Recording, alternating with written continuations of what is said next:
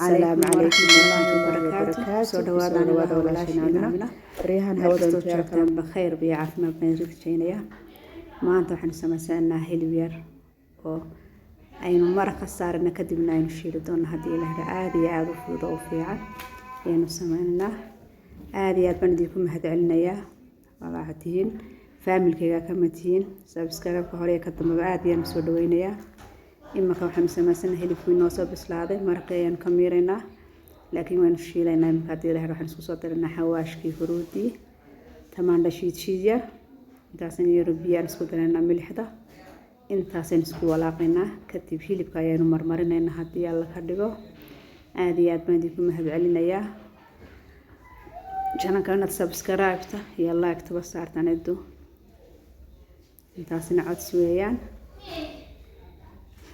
markaan waxaan marmarinaynaa hilibka ayaan marmarinaa laana uu soo bislaaday.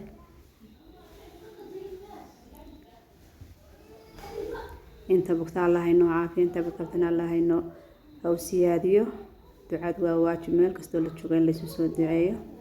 imaka waan soo shiilaynaa hadii Ilaahay yiraahdo.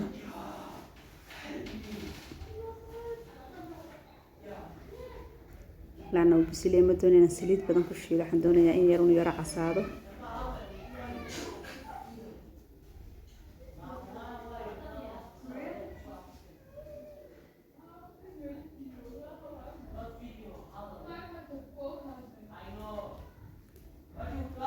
saasoo soo dhamaan ku soo shiilnay aad buu jilicsan yahay markaad soo karisay dib u shiisho aad buu macaan yahay.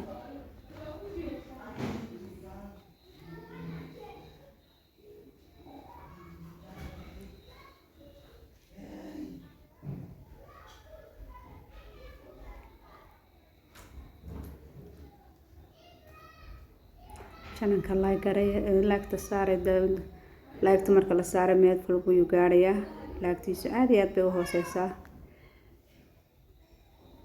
saas inoogu soo shiilmay laana oven ma baahnid markuu ku bisliyo inta yar baad ku shiilan kartaa.